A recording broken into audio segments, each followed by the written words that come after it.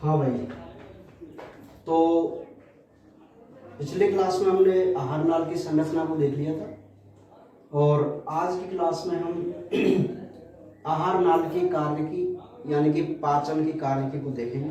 ठीक है, तो ज़्यादातर चांस जो क्वेश्चन को होते हैं वो पाचन की कार्य की से ही आते हैं। तो एक बात जरा ध्यान समझना, अभी तो हमने केवल आहार नाल की संरचना को देखा था कि आखिर आहार नाल में कौन कौन से अंग भाग लेते हैं और उसकी क्या स्ट्रक्चर होती है।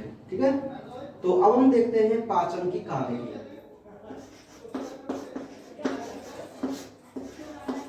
पाचन की कार्य की, ठीक है, मैकेनिज्म ऑफ डाइजेशन। अच्छा, तो पाचन की कार्य की मैं बात बताऊं कि मनुष्य में भोजन का जो पाचन होता है, मनुष्य में भोजन का जो पाचन होता है वो टोटल 5 चरणों में होता है। ठीक है, पहला चरण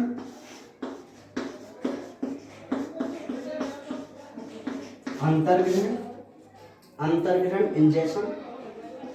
दूसरा चरण पाचन। तीसरा चरण अवशोषण। चौथा चरण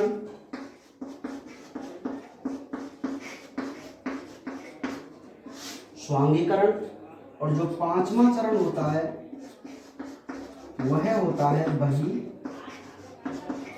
छेदन। ठीक है, आहार नाल में जो भोजन का पाचन होता है वो टोटल 5 चरणों में होता है। पहला चरण अंतर्ग्रहण, दूसरा चरण पाचन, तीसरा चरण अवशोषण, चौथा चरण स्वांगीकरण और 5वां चरण होता है बहिः छेदन। ठीक है, सबसे पहले तो आपको यही बात याद रखनी पड़ेगी कि पूरे पाचन में ये 5 चरण होते हैं। ठीक है, अब क्रम से एक एक चरण के बारे में हम बात करेंगे। ठीक है, तो सबसे पहले हम बात करते हैं अंतर्ग्रहण, इंजेक्शन, इंग्लिश में बोलते हैं इंजेक्शन। ठीक है, तो आखिर अंतर्ग्रहण क्या होता है? देखो बहुत सिंपल है, 1-2 लाइन ये आपको लिखनी है कि भोजन को हाथों की सहायता से, भोजन को हाथों की सहायता से मुख के अंदर लेने की प्रक्रिया को हम क्या कहते हैं? अंतर्ग्रहण। बहुत सिंपल है भाई, भोजन होता है उसको हम हाथों की सहायता से कहाँ ले जाते हैं? मुख के अंदर। तो बस यही प्रक्रिया क्या कहलाती है? अंतर्ग्रहण कहलाती है। इस प्रक्रिया में क्या होता है कि जो हमारे कृंतक दांत होते हैं उनके द्वारा भोजन को काटा जाता है और जो दाढ़ होती है उनके द्वारा भोजन को चबाया जाता है। ठीक है, तो इतना ही लिखना है हमको किसमें? अंतर्ग्रहण में। बहुत सिंपल है, कोई ज्यादा बड़ी बात नहीं, लिख सकते हैं आराम से। अच्छा, चलिए अब अपने जो मोस्ट टॉपिक है उसकी तरफ हम चलते हैं और वह है सेकंड, जिसको हम बोलते हैं पाचन। अब इसी टॉपिक के अंतर्गत हमको आप समझना पड़ेगा कि पूरे भोजन का पाचन किस प्रकार होता है। तो देखते हैं भोजन का पाचन कैसे होता है।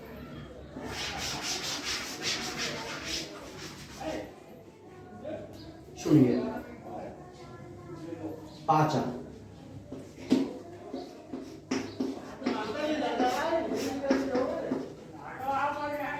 अब पाचन में क्या होता है कि फिर ये बात आती है कि भाई आहार नाल में तो बहुत सारे अंग भाग लेते हैं, आहार नाल में तो बहुत सारे अंग भाग लेते हैं। अब क्रम से हमें ये देखना है कि आहार नाल के किस भाग में भोजन का पाचन किस प्रकार होता है। ठीक है, तो सबसे पहले आहार नाल का जो भाग था वो था कौन सा? मुख। तो सबसे पहले हम यही देखेंगे कि आखिर मुख में भोजन का पाचन कैसे होता है। तो देखिए, आपको लिखना है कि जैसे ही भोजन मुख में पहुंचता है, जैसे ही भोजन मुख में पहुंचता है तो जो हमारी लार ग्रंथियां होती हैं वो लार का स्रावन करती है ना। लार ग्रंथि बताई थी मैंने आपको, 3 जोड़ियां होती है ना, अधो जिह्वा, अधो जंभ, कर्णपूर्व, नहीं होती क्या? तो वो लार ग्रंथि क्या करती है? लार का स्रावन करती है। अच्छा, लार में क्या होता है? लार में एक एंजाइम होता है जिसका नाम है टाइलिन। Ptyalin enzyme. ठीक है, लार में एक एंजाइम होता है टाइलिन। अच्छा, इससे पहले मैं आपको एक बात बताऊं कि जो हम भोजन करते हैं उस भोजन के मुख्य 3 कंपोनेंट हैं, एक तो कार्बोहाइड्रेट, एक वसा और एक प्रोटीन। ये 3 कंपोनेंट होते हैं, नहीं होते? तो ये जो तीनों कंपोनेंट है वो अपने जटिल रूप में होते हैं, जटिल रूप में।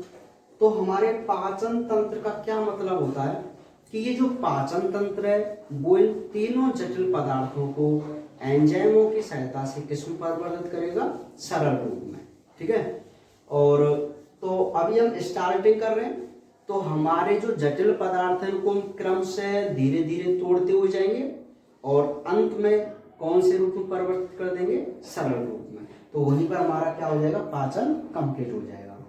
तो अभी अब स्टार्टिंग है, तो भोजन का जो पाचन है वो मुख से ही स्टार्ट हो जाता है। अब मुख में कैसे पाचन होता है वो हमको समझना है। बहुत सिंपली आपको लिखना है कि जैसे ही भोजन मुख में जाता है, लार ग्रंथियों द्वारा लार स्रावित की जाती है। मैं आपको बता दूं, प्रतिदिन 1.5 लीटर, प्रतिदिन 1.5 लीटर लार का क्या होता है? हमारी बॉडी के अंदर श्रावण होता है। 1.5 लीटर लार है ना, डेली। तो लार ग्रंथियों द्वारा लार स्रावित होती है। उस लार में एक एंजाइम होता है, जिस एंजाइम का क्या नाम है? टाइलिन। ये टाइलिन एंजाइम क्या करता है? ये टाइलिन एंजाइम क्या करता है कि भोजन में उपस्थित स्टार्च, टाइलिन एंजाइम भोजन में स्टार्च मतलब कार्बोहाइड्रेट, स्टार्च को माल्टोज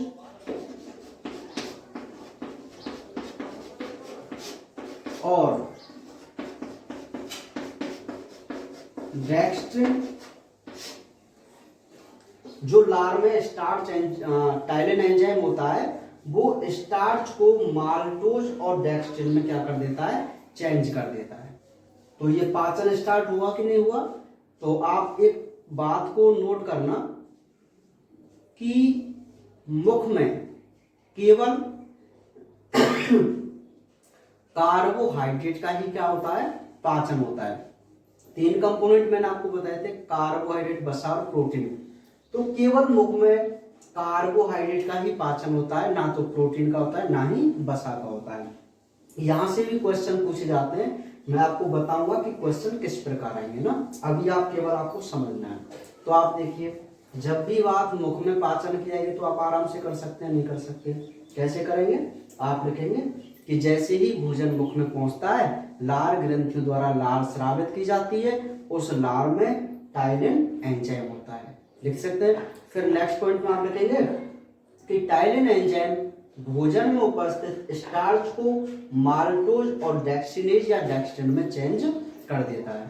ठीक है, अच्छा, लिखने के बाद ये आप समीकरण बना सकते हैं। स्टार्च जिसको टाइलिन एंजाइम जिसको जो pH 6.8 पर कार्य करता है, एक्टिव होता है, तो वो माल्टोज और डेक्स्ट्रिन में क्या कर देता है? उसको परिवर्तित कर देता है। यानी कि धीरे धीरे डाइजेशन स्टार्ट हो रहा है। ठीक है, तो मुख में भोजन का पाचन केवल इतना ही होता है। अब यहां पर एक नोट, वो नोट क्या है कि जो भोजन हमने मुख में डाइजेस्ट किया है, अब वह भोजन एक लुगदी के रूप में आ जाता है, लुगदी। और इस लुगदी को हम नाम देते हैं बोलस। क्या नाम देते हैं? बोलस।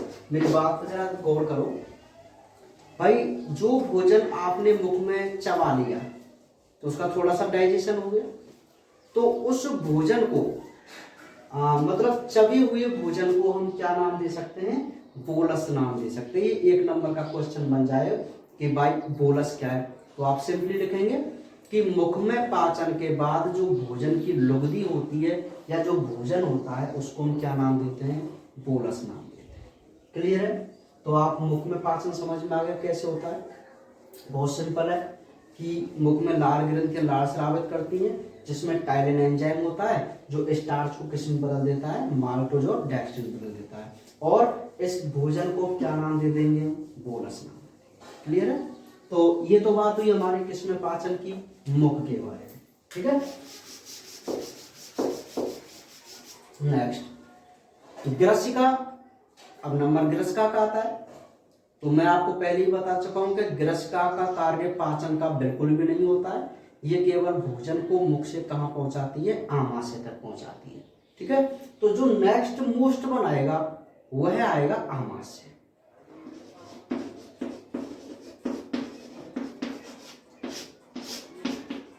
आमाशय, ये बहुत मोस्ट क्वेश्चन है कि आमाशय में भोजन का पाचन कैसे होता है। ठीक है, तो देख लेते हैं आखिर आमाशय में भोजन का पाचन कैसे होता है। तो सबसे पहले जब हमने आमाशय की संरचना के बारे में बात की थी तो मैंने आपको बताया था इसमें दो प्रकार की ग्रंथियां होती हैं, जठर निर्गम और जठर ग्रंथि। तो जठर ग्रंथि क्या करती थी, जठर रस का स्रावण, और जठर निर्गम की जाइमोजन पैप्सिनोजन और ऑक्जेंटिक एसियल का क्या करती थी, श्रावण करती थी नहीं करती थी। अच्छा, तो अब तो बात हम किसकी कर रहे हैं, पाचन की। तो देखिए हम आप लिखेंगे कि जो बोलस होता है जैसे ही आमाशय में आता है तो ये यहाँ पर 3 से 4 घंटे ठहरता है। बात समझो, जो भोजन मुख में डाइजेस्ट होकर आमाशय तक पहुंचा है जिसको हम बोलस कह रहे हैं, वह बोलस आमाशय में 3 से 4 घंटे तक ठहरता है। इस दौरान क्या होता है, इस दौरान जो हमारी जठर ग्रंथि थी, इस दौरान जो हमारी जठर ग्रंथि थी वो जठर रस का क्या करती है, श्रावण करती है। और जो हमारी ऑक्जेंटिक सेल्स और जाइमोजन सेल्स हैं वो हमारे पैप्सिनोजन और एसियल का क्या कर देती हैं, श्रावण कर देती हैं। ठीक है, तो इतना आप लिख सकते हैं कि जैसे ही भोजन आमाशय में पहुंचता है वह 3 से 4 घंटे ठहरता है। इस दौरान जठर ग्रंथि से जठर रस और जठर निर्गम से एसियल और पैप्सिनोजन आदि का क्या हो जाता है, श्रावण हो जाता है। ठीक है, ये पॉइंट आप लिख सकते हैं आराम से। अब हम बात करते हैं कि आखिर ये कैसे कार्य करते हैं। तो सुनिए, सबसे पहले यहाँ एक बहुत छोटा सा क्वेश्चन बन जाता है। अब आप याद रखो कि हमारे आमाशय में एक रस है जिसको बोलते हैं जठर रस। ये मैं बात कहूँ, ये आमाशय है और इस पूरे आमाशय में जो ये रस भरा हुआ है वो हमारा जठर रस है। ठीक है, और यहाँ पर भोजन पड़ा हुआ है, ये भोजन। तो जठर रस में क्या होता है, इस जठर रस का जो पीएच है 1.2 होता है या 1 से 2 भी हम इसको मान सकते हैं। इसका पीएच बहुत कम होता है, किसके कारण पता होना चाहिए ना आपको, इसका पीएच कम क्यों है, क्योंकि यहाँ पर कौन सा अम्ल होता है, HCl होता है जो सबसे प्रबल अम्ल होता है ना, शायद 0 होता है उसका मान HCl का, है ना। हाँ, तो समझ में आ गई बात। तो ये जो जठर रस है, इस जठर रस में 3 चीज है। पहला HCl, second pepsinogen, third prorenin. अच्छा, जो हमारी जाइमोजन कोशिका थी वो पैप्सिनोजन और प्रोरेनिन का क्या करती हैं, सीक्रेशन करती हैं, और ऑक्जेंटिक सेल किसका सीक्रेशन करती है, HCl का, और जो जठर ग्रंथि किसका करती थी, जठर रस का। तो भाई एक बात बताओ, ये जठर रस में ये तीनों चीज ऐड होंगी कि नहीं होंगी, यही तो होंगी, ये जठर रस में होंगी ना। अच्छा, तो अब एक बहुत छोटा सा क्वेश्चन आ जाता है, ये क्या है, HCl। तो यहां से एक क्वेश्चन बनता है कि आमाशय में अम्ल की भूमिका समझाइए, आमाशय में अम्ल की भूमिका समझाइए। या आमाशय में HCl का क्या कार्य है, या डायरेक्ट आपसे पूछ सकता है HCl के 2 कार्य लिखो। तो कैसे भी क्वेश्चन आ जाए हमें इस टॉपिक को देखना, ठीक है। तो देखो ये पूरा भी फिजियोलॉजी चल रही है इसकी, आमाशय की, और टुकड़ों में भी वो क्वेश्चन दे सकता है ना। तो सबसे पहले मैं बात करूं HCl की, तो ये जो HCl होता है इसके कार्य हम देखते हैं। तो इसके कुछ कार्य होते हैं। पहला कार्य क्या होता है कि ये भोजन के माध्यम को क्या बनाता है, अम्लीय बनाता है।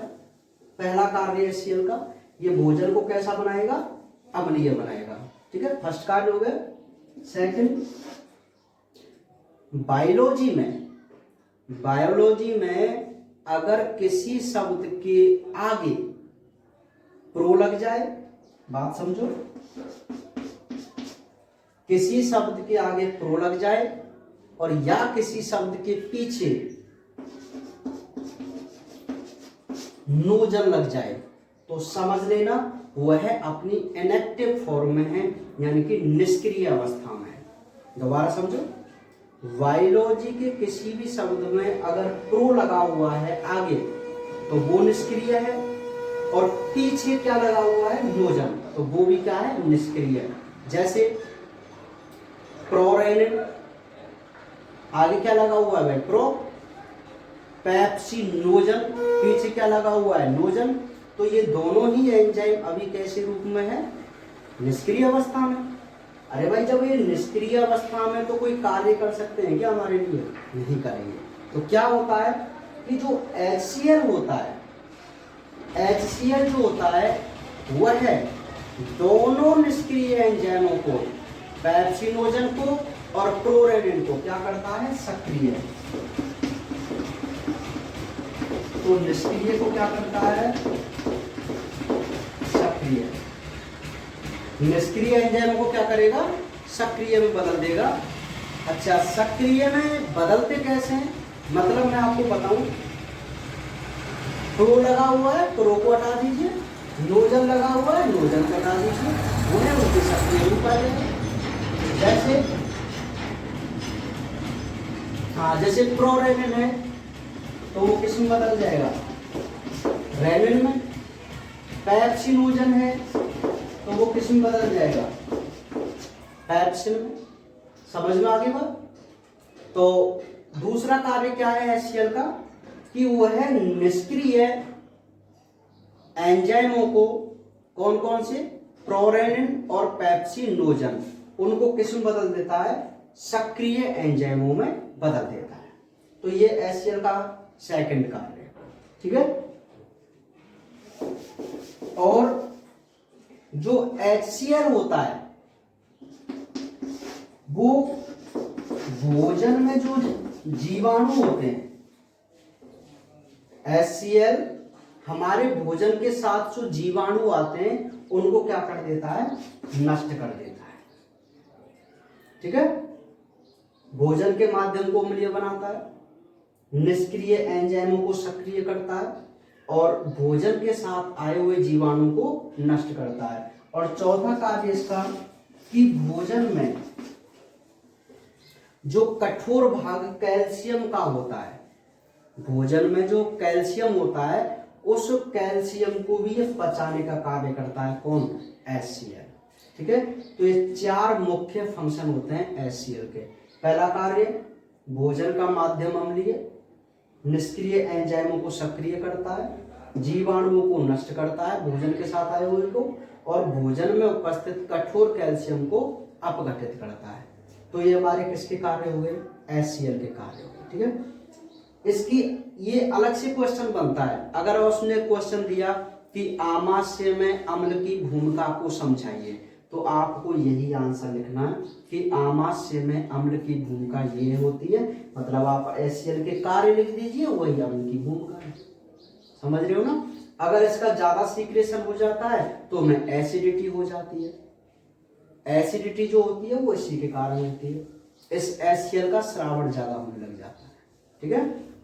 तो समझ में आ गई बात। भाई हम आमाशय में भोजन के पाचन को देख रहे हैं, तो आप बोलेंगे कि आमाशय में भोजन 3 से 4 घंटे ठहरता है। इस दौरान जठर ग्रंथि जठर रस और जो हमारी कोशिकाएं वो पेप्सिनोजन और HCl का स्रावन कर देती है ना। तो फिर हम लिखेंगे कि HCl, ये HCl के कार्य। तो HCl ने क्या किया, HCl ने हमारे निष्क्रिय एंजाइमों को क्या कर दिया है, सक्रिय। और जब वो निष्क्रिय एंजाइम सक्रिय हो गए तो कोई ना कोई तो कार्य करेंगे भाई। अब वो क्या कार्य करते हैं वो हम देखते हैं।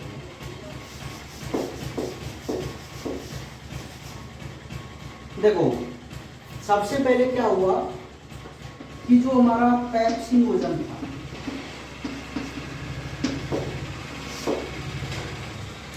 जो हमारा पेप्सिनोजन था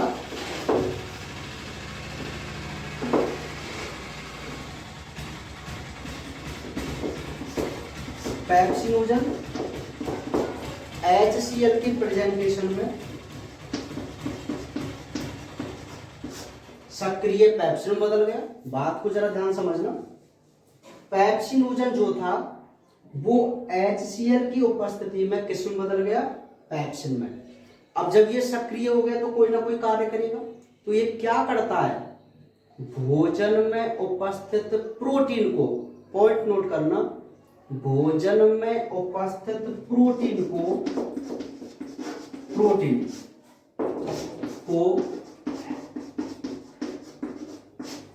प्रोटियोज और पेप्टोन में बदल देता है। बात समझो, मतलब जो हमारा पेप्सिनोजन था जो पहले निष्क्रिय रूप में था उसको HCl ने किस में बदल दिया, सक्रिय पेप्सिन में। ये सक्रिय पेप्सिन क्या करता है कि भोजन में उपस्थित जो प्रोटीन है उसको प्रोटियोज और पेप्टोन्स में बदल देता है। ठीक है, तो पेप्सिन का कार्य हो गया भाई। इसने क्या किया है कि भोजन में जो प्रोटीन है उसका डाइजेशन प्रारंभ कर दिया। समझ रहे हो ना, क्योंकि मुख में किसका डाइजेशन स्टार्ट हुआ था, किसका, स्टार्च का। ठीक है, किसने किया था, टाइलिन एंजाइम ने। किस में प्रेजेंट था, लार में। ठीक है, लेकिन आमाशय में क्या हुआ, आमाशय में जो पेप्सिन एंजाइम था जिसको HCl ने सक्रिय किया है वो प्रोटीन को प्रोटियोज और पेप्टोन्स में बदल देता है। मतलब भाई ये जटिल रूप है तो इनके सरल रूप आते हुए चल रहे हैं ना धीरे धीरे, है ना। तो ये तो बात हुई पेप्सिन की। अब देख लेते हैं रेनिन। जो रेनिन था वो पहले अपने प्रोरेनिन के रूप में था, प्रोरेनिन, क्योंकि ये निष्क्रिय एंजाइम है तो इसको भी कौन, HCl, प्रोरेनिन को HCl किस में बदल देता है, रेनिन एंजाइम में, जो कि सक्रिय रूप में है। अब जब रेनिन सक्रिय रूप में आएगा तो कोई ना कोई कार्य करेगा। तो इसका एक मुख्य फंक्शन होता है, वो आप जरा ध्यान समझना, कि भोजन में जो प्रोटीन होती है, भोजन में जो प्रोटीन होती है उसको तो केवल पेप्सिन ही पचाता है, लेकिन दूध में जो प्रोटीन होती है, दूध में जो प्रोटीन होती है उसको डाइजेस्ट करने के लिए एक एंजाइम होता है जिसको हम रेनिन एंजाइम कहते हैं। और ये एंजाइम छोटे बच्चों में सर्वाधिक पाया जाता है, वयस्कों में अल्प मात्रा में नए के बराबर होता है। समझ रहे हो मेरी बात को, क्योंकि जो छोटे बच्चे होते हैं ना वो केवल किसका सेवन करते हैं, दूध ही तो पीते हैं छोटे बच्चे, 5-6 महीने तक वाले। आपको पता होना चाहिए 6 महीने तक के बच्चे को हम पानी की बूंद भी नहीं पिलाते हैं, केवल दुग्ध ही पिलाते हैं। ठीक है, तो उन बच्चों में जो प्रोटीन होगी उसका डाइजेशन कौन सा एंजाइम करेगा, रेनिन, ना कि पेप्सिन। समझ रहे हो। और भोजन की जो प्रोटीन होती है उसको डाइजेस्ट कौन करता है, पेप्सिन। अंतर क्लियर है। चलिए, तो प्रोरेनिन HCl की उपस्थिति में रेनिन में चेंज हो गया। अच्छा, अब ये रेनिन क्या करता है, दूध में एक प्रोटीन होती है जिसका नाम है कैसीन प्रोटीन। आप याद रखना, कि दुग्ध में जो प्रोटीन है वो कौन सी होती है, कैसीन प्रोटीन होती है। और इस कैसीन प्रोटीन को जो हमारा रेनिन एंजाइम होता है वह पैरा कैसिनेट में चेंज कर देता है। प्रोरेनिन है उसको HCl ने किस में चेंज कर दिया, रेनिन में।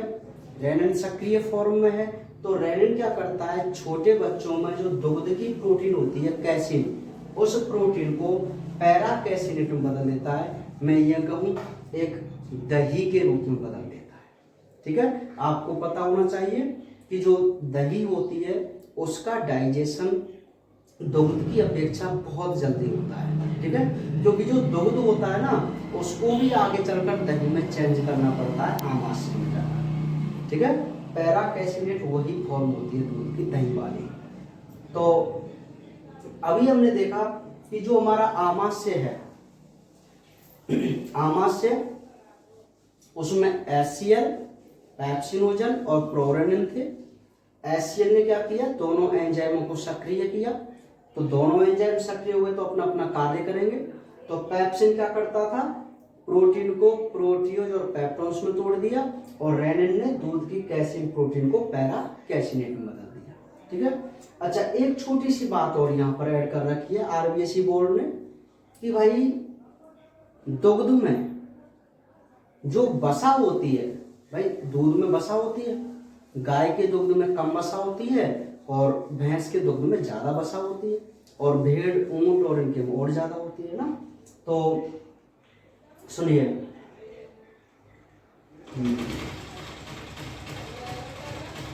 यहां तक बात समझ में आ गई रेनिन और पेप्सिन की। तो मैं ये कह रहा हूं कि जो दुग्ध की वसा होती है, दुग्ध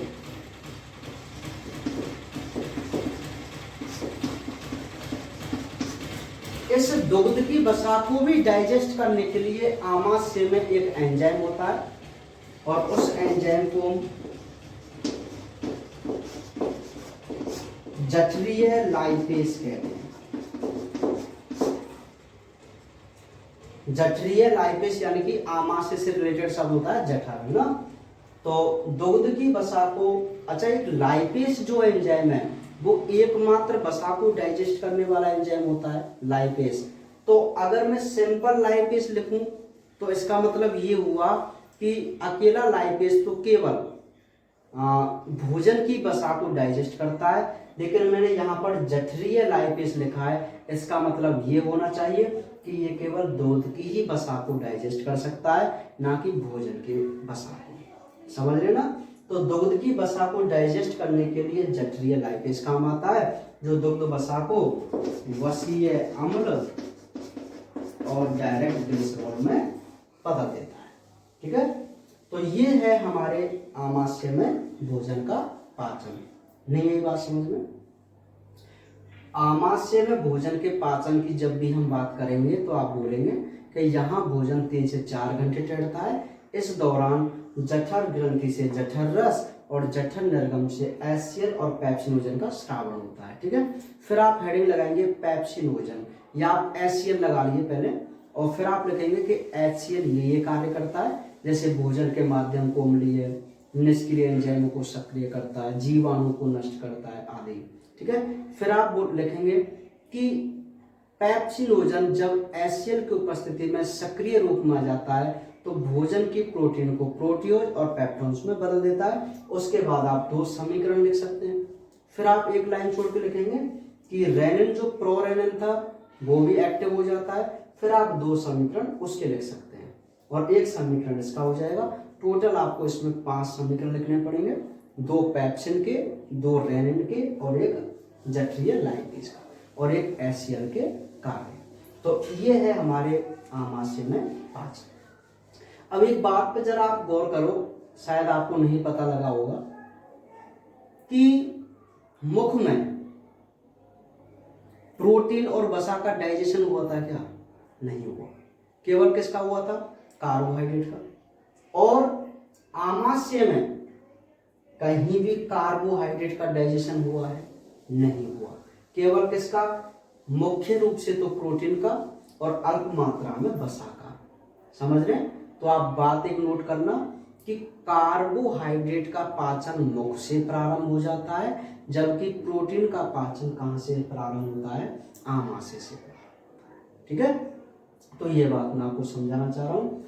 यहाँ पे एक नोट में और बात है, आप बुक में पढ़ेंगे कि जो नोट है उसमें क्या बात है कि भाई HCl जो होता है वो एक तीव्र अम्ल होता है, प्रबल अम्ल है, जहां भी गिर जाता है वहां नष्ट कर देता है। लेकिन ये हमारे आमाशय को क्षति क्यों नहीं पहुंचाता? ये बहुत अच्छा क्वेश्चन है, बेसिक क्वेश्चन है, आ जाते हैं इसे। तो आपको लिखना है कि HCl एक तीव्र अम्ल है, फिर भी हमारे आमाशय को नुकसान नहीं पहुंचाता है। क्यों? क्योंकि मैंने आपको आमाशय की औतिकी में म्यूकोसा परत बताई थी, सबसे लास्ट में नहीं बताई थी, श्लेष्मा परत बताई थी ना, और उसमें एक ऊतक बताया था, उपकला ऊतक बताया था। तो जो म्यूकोसा परत होती है वो एक मोटी परत होती है और चिकनी परत होती है। तो उस परत पर HCl का कोई भी इफेक्ट नहीं होता है। या मैं ये कहूँ कि म्यूकोसा की जो मोटी परत है या एपिथेलियम ऊतक है, उसकी वजह से जो HCl है हमारे आमाशय को क्षति नहीं पहुंचा पाता। ठीक है, तो ये बात है, समझ में आ रही बात? हाँ, तो ये हमारा पाचन हुआ किसमें? मुख में और आमाशय में।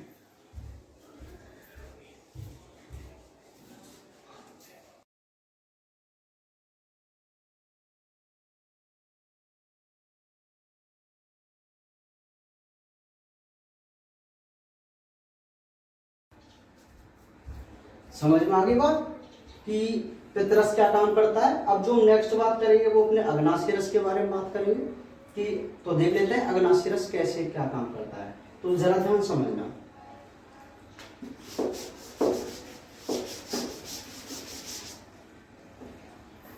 अग्नाशय रस में कुछ मुख्य पाचक एंजाइम होते हैं, जैसे ट्रिप्सिन, एमिलेज, लाइपेज, काइमोट्रिप्सिन आदि। तो सबसे पहले जो आप लिखना स्टार्ट करेंगे वो ऐसे करेंगे कि अग्नाशय रस में सर्वप्रथम एक एंजाइम होता है जिसको हम ट्रिप्सिनोजन बोलते हैं। ट्रिप्सिनोजन। अब आप मुझे बताओ ये सक्रिय रूप में या निष्क्रिय रूप में? बिल्कुल निष्क्रिय रूप में, क्योंकि इसमें क्या लगा हुआ है? नोजन लगा हुआ है, क्योंकि मैं आपको बता चुका हूं। तो जो ट्रिप्सिनोजन होता है वो सर्वप्रथम अपने निष्क्रिय रूप में होता है। तो एक एंजाइम जिसका नाम है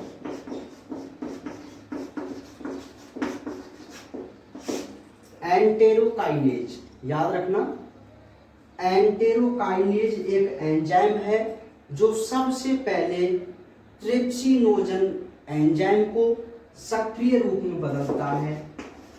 ट्रिप्सिन किस में बदलता है? ट्रिप्सिन में। अब हमारी थ्योरी यही से स्टार्ट हो रही है कि सर्वप्रथम निष्क्रिय ट्रिप्सिनोजन को एंटेरोकाइनेज किस में बदल देता है? ट्रिप्सिन में बदल देता है। इतना लिखने के बाद आप इस समीकरण को उतारेंगे, समझ रहे हो?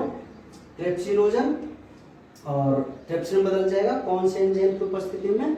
एंटेरोकाइनेज की उपस्थिति में। ठीक है, अच्छा नेक्स्ट आप क्या लिखेंगे? फिर आप समीकरण उतारेंगे। आप जरा ध्यान समझना, यहाँ पर थोड़ा ये आपको बहुत अच्छे तरीके से समझना है यहाँ पे ना।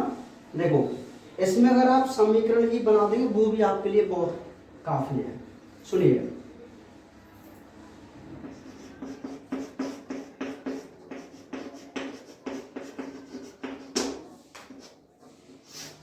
ट्रिप्सिनोजन था,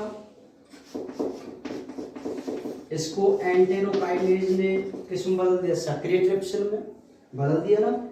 अब ये जो सक्रिय ट्रिप्सिन है वो क्या काम करता है कि इसमें और भी निष्क्रिय एंजाइम होते हैं।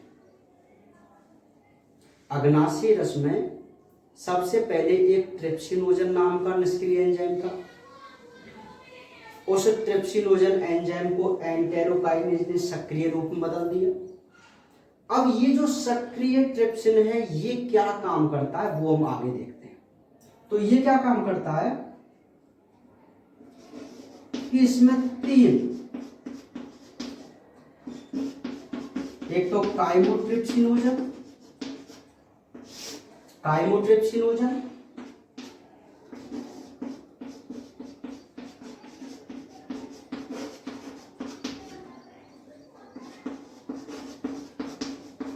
प्रोकार्बोक्सीपेप्टिडेज, बात समझना, काइमोट्रिप्सिनोजन, प्रोकार्बोक्सीपेप्टिडेज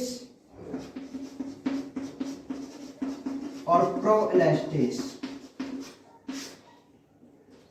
अग्नाशय रस में काइमोट्रिप्सिनोजन, प्रोकार्बोक्सीपेप्टिडेज और प्रोएलास्टेज ये तीनों एंजाइम निष्क्रिय रूप में होते हैं जो आपको दिखाई भी दे रहे हैं। देखो यहां पर नोजन लगा हुआ है, यहां पर प्रो लगा हुआ है, यहां पर भी प्रो लगा हुआ है। तो इन तीनों निष्क्रिय एंजाइमों को ये जो सक्रिय ट्रिप्सिन है, जो आपने पहले सक्रिय किया था नहीं किया था एंटेरोकाइनेज से, वही सक्रिय ट्रिप्सिन इन तीनों निष्क्रिय एंजाइमों को किस में बदल देता है? इनकी सक्रिय रूप में, इनकी सक्रिय अवस्था में बदल देता है। तो सक्रिय एंजाइम क्या हो जाएंगे? अरे हटा दो ना आप उन शब्दों को, ये हो जाएगा काइमोट्रिप्सिन। होगा कि नहीं होगा काइमोट्रिप्सिन? नोजन हट गया ना, इस प्रो को हटा दीजिए, कार्बोक्सीपेप्टिडेज रह गया, इस प्रो को हटा दीजिए, एलास्टेज रह गया। नहीं है ये बात समझिए, सिंपल है ना? नहीं है भाई। सबसे पहले क्या था कि ट्रिप्सिनोजन को एंटेरोकाइनेज ने ट्रिप्सिन बदल दिया। ये सक्रिय ट्रिप्सिन काइमोट्रिप्सिनोजन, प्रोकार्बोक्सीपेप्टिडेज और प्रोएलास्टेज को किस में बदल देता है? इनकी सक्रिय अवस्था में। और सक्रिय अवस्था में क्या हो जाएंगे? ये काइमोट्रिप्सिन हो जाएगा, ये कार्बोक्सीपेप्टिडेज हो जाएगा, ये एलास्टेज हो जाएगा। क्लियर है ना? अच्छा जरा ध्यान समझो, जब ये तीनों एंजाइम सक्रिय हो गए तो इनका कोई ना कोई तो रोल होगा, कोई कार्य होगा, होगा कि नहीं होगा? अच्छा भोजन के मैंने कितने कंपोनेंट बताए थे आपको? 3 बताए थे ना, कार्बोहाइड्रेट, वसा और प्रोटीन। तो छोटी आंत एक ऐसा अंग है, एक ऐसा भाग है जहां तीनों ही कंपोनेंट का डाइजेशन होता है। जबकि मुख में केवल कार्बोहाइड्रेट का हुआ था, आमाशय में केवल प्रोटीन का हुआ था, लेकिन छोटी आंत में तीनों ही कंपोनेंट का पाचन साथ साथ होता है। ठीक है? तो अभी ये जितने भी समीकरण हैं जो आपको दिखाई दे रहे हैं, 4 समीकरण, ये केवल प्रोटीन को ही डाइजेस्ट करने वाले हैं। मतलब ये जो एंजाइम आपको दिखाई दे रहे हैं वो सभी वो एंजाइम हैं जो केवल प्रोटीन का ही क्या करते हैं? पाचन करते हैं। ठीक है? क्योंकि ये मैं बात क्यों बता रहा हूं? क्योंकि इनसे क्वेश्चन आते हैं। क्वेश्चन कैसे आते हैं? वो आपसे केवल इतना पूछेगा कि आहार नाल में प्रोटीन के पाचन को समझाइए, आहार नाल में कार्बोहाइड्रेट के पाचन को समझाइए। तब आप आंसर क्या करेंगे? भाई जितने भी मैंने समीकरण कराए उसमें जो जो प्रोटीन के वो प्रोटीन के आप लिखना है, जो जो कार्बोहाइड्रेट के वो कार्बोहाइड्रेट वाले का आंसर लिखना। बस सिंपल सी बात है, समझ रहे?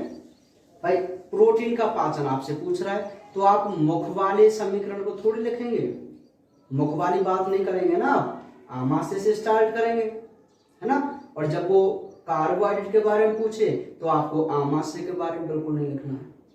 जब मैं क्लास चलेगी तो एग्जाम के बारे में आपको बताऊंगा कैसे लिखना होगा ना। अभी ज्यादा ध्यान मत दो आप, फिलहाल इतना समझो।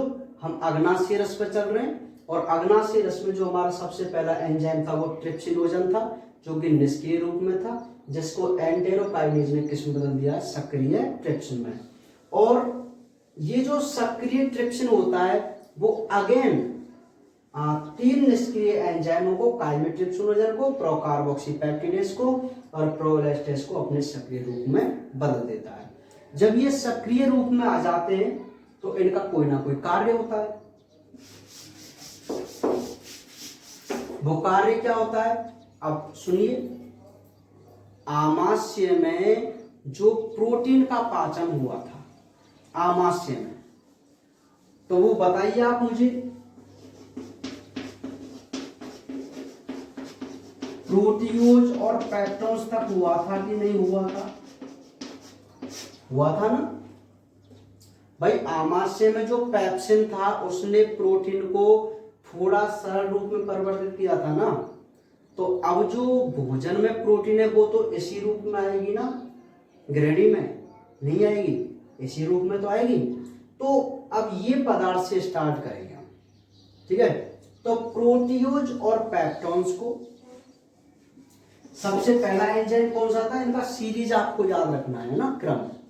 तो पहला एंजाइम कौन सा था? कार्बोक्सी काइमोट्रिप्सिन था कि नहीं? काइमोट्रिप्सिन। तो सबसे पहले हम लिखेंगे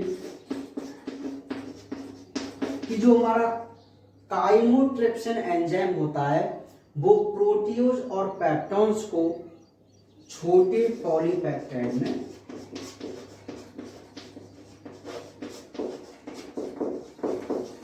चेंज कर देता है। पॉलीपेप्टाइड, क्योंकि डाइजेशन किसका चल रहा है? प्रोटीन का।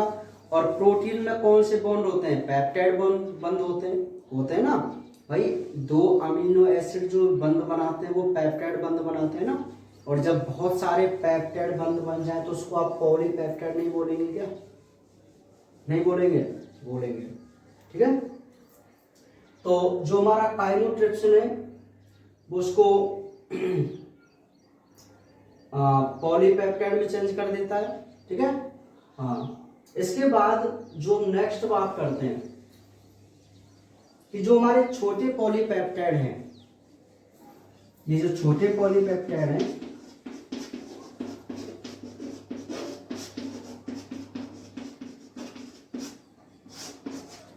इनको, अब दूसरा एंजाइम कौन सा था? कार्बोक्सीपेप्टिडेस। वो क्या करता है? डाइपेप्टाइड में इनको चेंज कर देता है। भाई पहले तो पॉलीपेप्टाइड रूप में था, ट्राइपेप्टाइड था। अब कार्बोक्सीपेप्टिडेस ने क्या किया? इसको केवल डाइपेप्टाइड में चेंज कर दिया। समझ रहे हो ना बात को? और जो तीसरा था एलास्टेस, वो केवल क्या करता है? एलास्टिन, जो कि प्रोटीन के ही तंतु होते हैं, उनका डाइजेशन करता है, बस, ठीक है। तो जो हमारे मुख्य रूप से प्रोटीन को पचाने वाले एंजाइम है वो ये 2 हैं, काइमोट्रिप्सिन और कार्बोक्सीपेप्टिडेस। प्रोटीओज और पेप्टोन्स को काइमोट्रिप्सिन छोटे पॉलीपेप्टाइड बदल देता है और इन छोटे पॉलीपेप्टाइड को कार्बोक्सीपेप्टिडेस डाइपेप्टाइड में बदल देता है। क्लियर है बात? आगे चले। तो अग्नाशयी रस में अभी हमने केवल प्रोटीन के पाचन को ही समझा है। तो यहां तक जो मैंने समीकरण आपको बताए थे वो सारे के सारे आपको प्रोटीन के पाचन में ही ऐड करने हैं, ना कि कार्बोहाइड्रेट की, ठीक है। अब बात करें कार्बोहाइड्रेट की, तो एक ही समीकरण है कि जो आपके पास स्टार्च था, उस स्टार्च को एमिलेस एंजाइम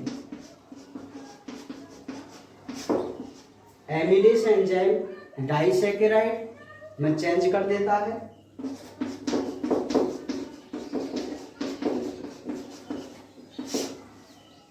भाई आंशिक पाचन चल रहा था और आंशिक पाचन में जैसे अब जो स्टार्च का आंशिक पाचन तो मुख में ही हो गया था, हुआ था नहीं हुआ था? तो जो स्टार्च था उसको आगे चल के डाइसैकेराइड में चेंज कर देता है। पॉलीसैकेराइड होता है ना, जटिल रूप होता है ना, सैकेराइड है ना। तो एमिलेस डाइसैकेराइड में चेंज कर देता है। और जो हमारा अब कौन का रह गया? वसा का। तो वसा क्या थी हमारी? कौन सी वसा है? पायसीकृत वसा। ये आपको जरूर लिखनी होगा। कौन सी वसा है ये? पायसीकृत वसा। इस पायसीकृत वसा को एक ही एंजाइम बताया था मैंने आपको, लाइपेज, वसा को डाइजेस्ट करने वाला। तो इस पायसीकृत वसा को जो लाइपेज होता है वो वसीय अम्ल और 2-मोनोग्लिसरॉइड में चेंज कर देता है या बदल देता है। तो ये जो बात हुई है वो हमारे गृहिणी में भोजन के पाचन के लिए। नहीं आई मेरी बात समझ में? एक बार फिर समझो, दोबारा समझो कि गृहिणी में अग्नाशय रस और पित्तरस आते हैं। तो सबसे पहले हम पित्तरस के बारे में बात करेंगे। तो पित्तरस ने क्या किया था?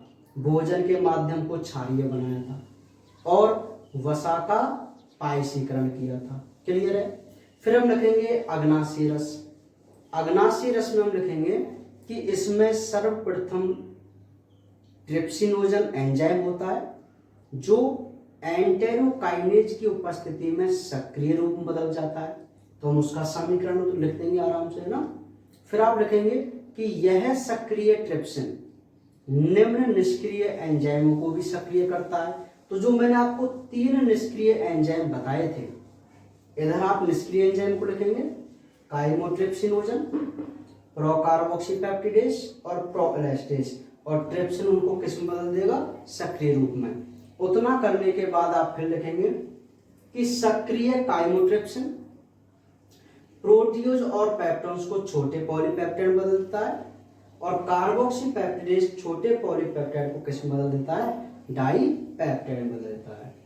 ठीक है, तो इनके समीकरण आप लिख सकते हैं आप। तो ये तो हो जाएगा किसका पाचन? प्रोटीन का, कार्बोहाइड्रेट का और वसा का एक एक समीकरण, या आप आराम से लिख सकते हैं। ठीक है, तो ये तो बात हुई किसमें? गृहिणी में पाचन की। अब हम लास्ट पाचन के बारे में बात करेंगे, वो भी अग्र क्षुद्रांत्र में। ठीक है,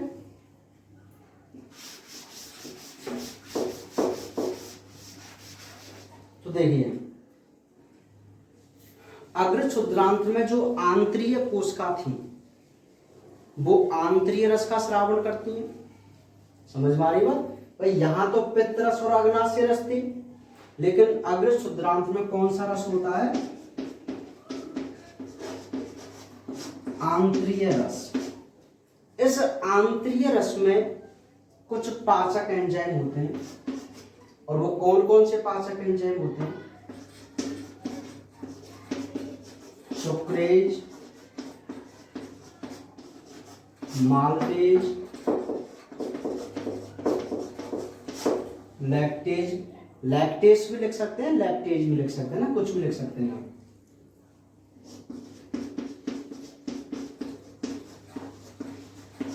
डेक्स्ट्रिनेज,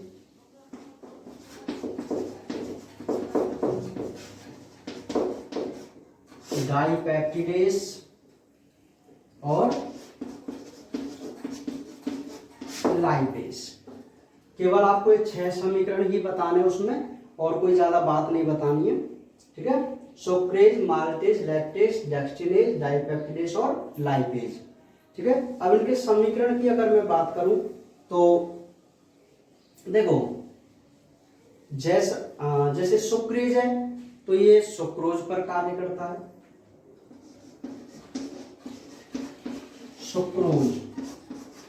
सुक्रोज को सुक्रेज एंजाइम ग्लूकोज और फ्रक्टोज में बदल देता है।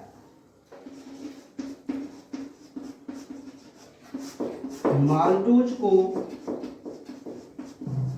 माल्टेज एंजाइम ग्लूकोज के 2 अणुओं में बदल देता है।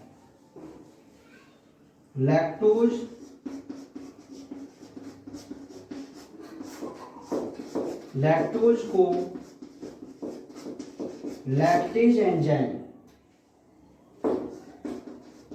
ग्लूकोज और गैलेक्टोज में बदल देता है। समझ में आ गई बात? देखो, सुक्रेज सुक्रोज पर कार्य करता है, उसको ये ग्लूकोज और फ्रक्टोज में बदल देता है। माल्टोज माल्टोज पर कार्य करता है जिसको ग्लूकोज में बदल देता है। और लैक्टेस लैक्टोज पर कार्य करता है जो ग्लूकोज और गैलेक्टोज में बदल देता है। और जो हमारा डेक्सटिनेज है, डेक्सटिनेज याद करो, मुख में स्टार्च को हमने दो भागों में तोड़ा था ना, उसमें डेक्स्ट्रिन था, माल्टोज और डेक्स्ट्रिन तोड़ा था ना। तो जो डेक्स्ट्रिन है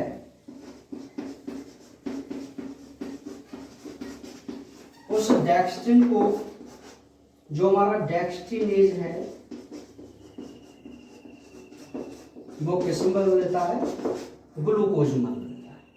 ठीक है, तो ये जो आपको चार समीकरण दिखाई दे रहे हैं, बात समझो, ये जो आपको चार समीकरण दिखाई दे रहे हैं वो चारों समीकरण कार्बोहाइड्रेट को डाइजेशन करने वाले हैं। केवल कार्बोहाइड्रेट का ही डाइजेशन किया है और ये इनके सरल रूप में। भाई कार्बोहाइड्रेट का जो सरल रूप होता है वो ग्लूकोज होता है, प्रोटीन का अमीनो अम्ल होता है, वसा का वसीय अम्ल और ग्लिसरॉल होता है। ठीक है, तो ये सरल रूप आ गए नहीं आ गए। तो हमारे जो चार समीकरण है वो किसके हैं, कार्बोहाइड्रेट के हैं। ठीक है, क्योंकि जब भी ऐसे क्वेश्चन आएंगे ना कि कार्बोहाइड्रेट को पचाने वाले, कार्बोहाइड्रेट का पाचन कैसे होता है, प्रोटीन का कैसे होता है, तो उन समीकरण को हमें अलग अलग लिखना पड़ेगा। ठीक है, नेक्स्ट जो हम बात करते हैं वो प्रोटीन के पाचन की करते हैं। प्रोटीन के लिए यही एंजाइम है डाइपेप्टिडेज। अब आप याद करो, गृहिणी में जब आपने पाचन किया था प्रोटीन का तो वो डाइपेप्टाइड में नहीं किया था क्या, लास्ट में क्या आया था भाई, डाइपेप्टाइड आया था ना। तो इस डाइपेप्टाइड को डाइपेप्टिडेज, इस डाइपेप्टाइड एंजाइम को, हाँ डाइपेप्टाइड को डाइपेप्टिडेज डायरेक्ट किसमें बदल देता है, अमीनो अम्ल में बदल देता है। तो आ गया ना सरल रूप प्रोटीन का। ठीक है, और जो लास्ट है हमारा वसा, तो वसा के लिए कौन सा एंजाइम मैंने आपको बता रखा है, लाइपेज एंजाइम। ठीक है, तो लाइपेज क्या करता है कि जो हमारा वसीय अम्ल या मोनोग्लिसरॉइड था या डाइग्लिसरॉइड था,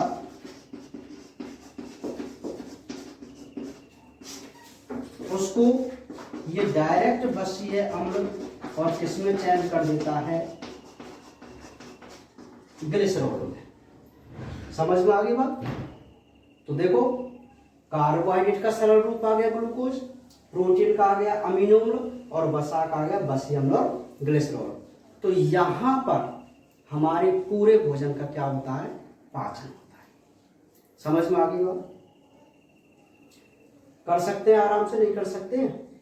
तो यहां तक हमने जो बात की है वो हमने पाचन की बात की है। अब मैं आपको एक बार रिवाइज करा दूं इसको।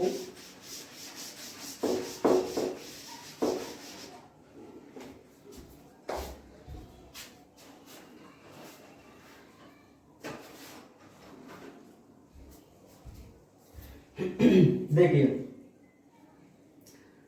क्वेश्चन, सबसे पहले जो हमने एक बार फास्ट रिवीजन चल रहा है, तो आप मुझे बताइए, जब हमने मुख में पाचन किया तो आपको पता है लार ग्रंथि होती है, लार का श्रावण होता है और लार में टाइलिन एंजाइम होता है जो क्या करता है, स्टार्च को माल्टोज डेक्स्ट्रिन बदलता है। क्लियर है। अच्छा, उसके बाद भोजन कहाँ पहुंचा था, आमाशय में। तो आमाशय में क्या था, एचसीएल था, पेप्सिन था और रेनिन था। एचसीएल के मैंने कुछ आपको कार्य बताए थे कि भोजन के माध्यम को अम्लीय बनाता है ना, निष्क्रिय एंजाइम को सक्रिय करता है, जीवाणु को नष्ट करता है। तो जो निष्क्रिय एंजाइम थे दो, पेप्सिनोजन और प्रोरेनिन, उनको पेप्सिन और रेनिन बदल देता है एचसीएल में। तो वो किसका पाचन करते हैं, केवल प्रोटीन का पाचन करते हैं, है ना। ऐसे फिर हमने छोटी आंत में देखा, तो गृहिणी में हमने पित्तरस और अग्नाशय रस की बात की है। पित्तरस का काम था भोजन को क्षारीय बनाना और क्या था, वसा का पायसीकरण करना। ठीक है, उसके बाद हमने अग्नाशय रस देखा। अग्नाशय रस में क्या देखा कि जो ट्रिप्सिनोजन था उसको एंटेरोकाइनेज सक्रिय करता है और वह सक्रिय एंजाइम जो ट्रिप्सिन में बदल जाता है वो क्या करता है, प्रोकार्बोक्सीपेप्टिडेज काइमोट्रिप्सिनोजन और प्रोएलेस्टेज को सक्रिय रूप में बदल देता है। और जो दो एंजाइम हैं कार्बोक्सीपेप्टिडेज और काइमोट्रिप्सिन, वो प्रोटीन का पाचन करते हैं, है ना, करते हैं ना। फिर एमिलेज स्टार्च का और लाइपेज वसा का। उसके बाद हमने आंतरस देखा, उसमें सुक्रेज माल्टेज लैक्टेज देखे जो कि संपूर्ण पाचन कर देते हैं, है ना। अब यहां से क्वेश्चन वो 2-3 प्रकार से देता है। देखिए, वो आपसे पूछ सकता है कि आमाशय में भोजन के पाचन को समझाइए, तो आपको आमाशय के बारे में लिखना है। छोटी आंत में भोजन के पाचन को समझाइए, तो ग्रहणी और अग्र क्षुद्रांत दोनों के बारे में लिखना है। लेकिन वो कई बार ये 2 प्रकार से क्वेश्चन ये देता है, 2 क्वेश्चन कि मानव आहार नाल में प्रोटीन के पाचन को समझाइए। तो आपको इसका आंसर कैसे करना है? आप केवल इतना लिखेंगे कि प्रोटीन का पाचन आमाशय से शुरू होता है। इतना लिखने के बाद अब जो मैंने आमाशय में HCl था उसको आप स्किप कर देंगे, क्योंकि उसका कोई मतलब नहीं है। केवल उसमें से एक पॉइंट ले लेंगे कि HCl क्या करता है, इन दोनों एंजाइमों को सक्रिय करता है। फिर आप दोनों एंजाइम लिख देंगे, क्योंकि दोनों प्रोटीन के थे, रेनिन और पेप्सिन। फिर आप ग्रहणी में पेप्सिन वाले ग्रहणी में पकड़ेंगे प्रोटीन वाला, तो जो ट्रिप्सिन वाला था, कार्बोक्सीपेप्टिडेज वाला था, उसको आप नोट करेंगे, समीकरण लिखेंगे उसके ना। और अग्र क्षुद्रांत में मैंने केवल एक ही बताया था, डाइपेप्टिडेज वाला, तो वो आपको लिखना है। तो 5-6 समीकरण आपको लिख देने, आपका प्रोटीन का पाचन हो गया। ऐसे ही कार्बोहाइड्रेट का पूछे तो आप बोलेंगे कार्बोहाइड्रेट का पाचन कहाँ से स्टार्ट होता है, मुख से। तो सबसे पहले आप स्टार्च वाले समीकरण लिखेंगे, टाइलिन वाले को है। आमाशय का तो कोई मतलब ही नहीं है, तो आमाशय को स्किप करेंगे आप। अब ग्रहणी में जो मैंने एक एंजाइम बताया था एमिलेज, उस वाले समीकरण को लिखेंगे। उसके अलावा जो आपको मैंने फिर बताया था सुक्रेज माल्टेज लैक्टेज डेक्स्टिनेज, तो वो 4 समीकरण लिख देंगे। तो 6 समीकरण कार्बोहाइड्रेट वाले और 5 समीकरण प्रोटीन वाले। तो इस प्रकार आपको ये करना है, ठीक है। समझ में आई नहीं आई बात? तो ये जो है हमारे पाचन है, किसका, पूरे भोजन का, ठीक है। अब ये जो सेकंड पॉइंट था वो हमारा कंप्लीट हुआ। अब जो थर्ड पॉइंट है, थर्ड पॉइंट जिसको हम क्या बोलते हैं, अवशोषण। अरे मैंने 5 स्टेप बताए थे ना भोजन के पाचन के, अंतर्ग्रहण, पाचन, अवशोषण, स्वांगीकरण और बहिक्षेपण। तो अवशोषण क्या होता है भाई? अवशोषण में क्या है कि जो हमारा भोजन होता है वो छोटी आंत में है, और छोटी आंत की जब मैंने संरचना आपको समझाई थी तो मैंने सूक्ष्मांकुर रसांकुर के बारे में बात की थी क्या? हाँ। तो वह जो सूक्ष्मांकुर रसांकुर होते हैं उनके माध्यम से एक परिभाषा बनती है कि भोजन के अवयवों का रुधिर केशिका तक पहुंचना क्या कहलाता है, अवशोषण कहलाता है। देखो एक सूक्ष्मांकुर को मैं ड्रॉ कर रहा हूं,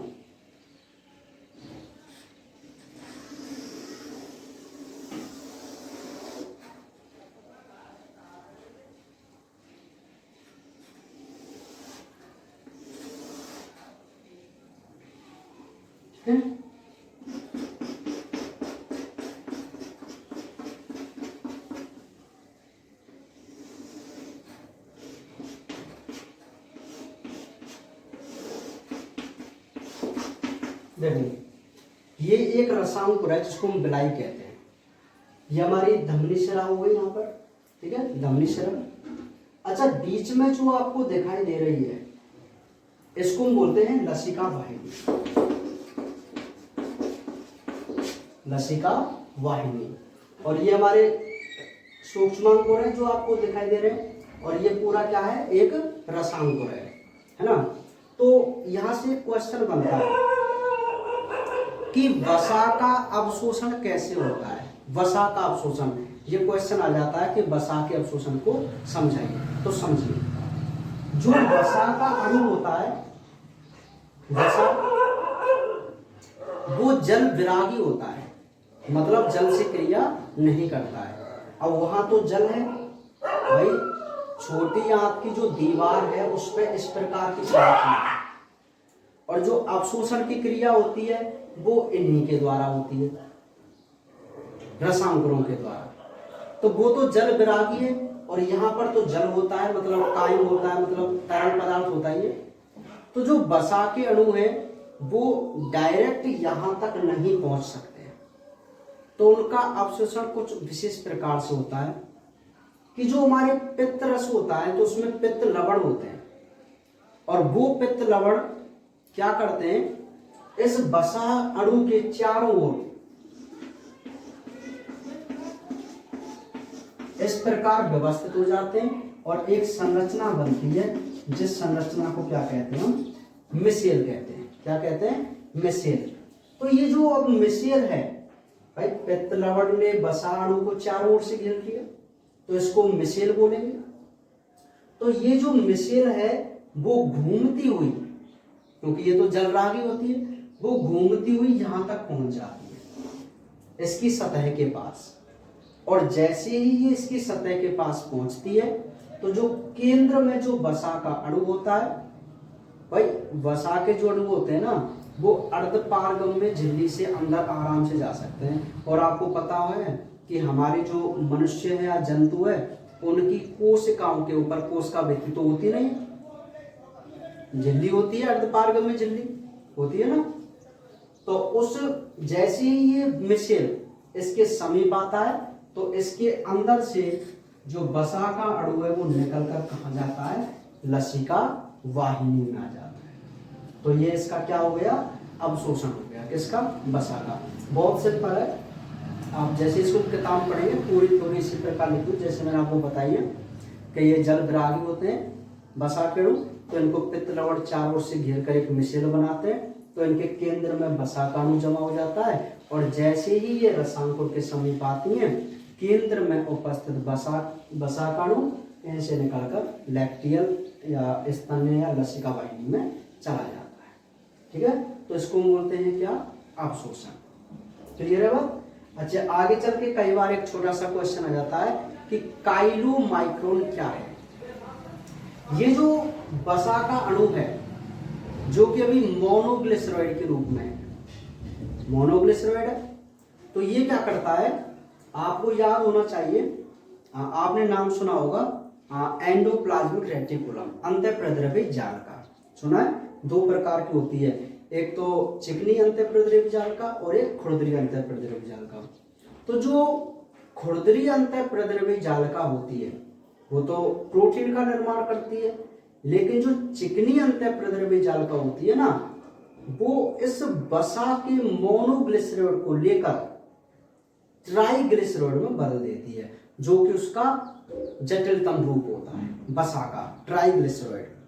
अरे मोनोग्लिसराइड थी, ग्लिसरॉल था, तो इसको अगेन चिकनी प्रद्रव्य जालिका ने किसमें बदल दिया, ट्राइग्लिसराइड में। ठीक है, समझ में आ गई बात। तो ये वसा का अवशोषण। लास्ट में जो हम बात करते हैं चौथा चरण, स्वांगीकरण। क्या है,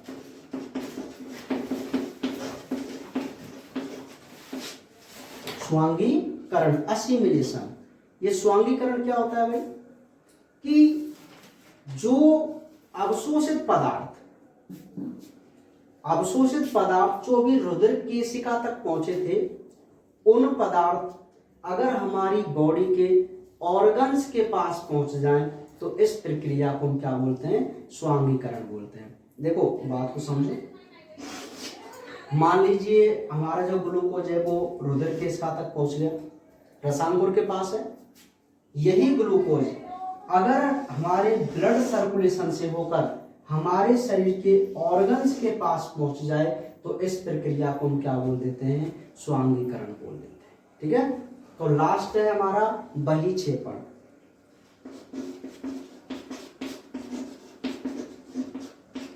बहिक्षेपण क्या होता है भाई, कि वह भोजन जिसका पाचन नहीं होता है, अपचित भोजन, जो पच गया है वो तो एब्जॉर्ब हो गया, लेकिन जिसका पाचन नहीं हुआ है वह छोटी आंत से कहाँ धकेल दिया जाता है, बड़ी आंत में, और बड़ी आंत में वहां से जल का अवशोषण कर लिया जाता है और एक अर्धठोस पदार्थ रह जाता है जिसको हम क्या बोलते हैं, मल कहते हैं, जिसको गुदा मार्ग द्वारा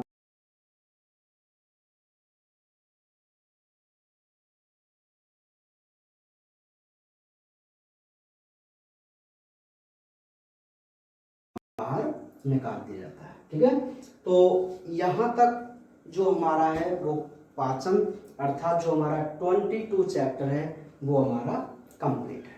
ठीक है, इसमें जो विटामिन वाली टेबल है उसको एक लेक्चर में आपको कभी भी समझा देंगे।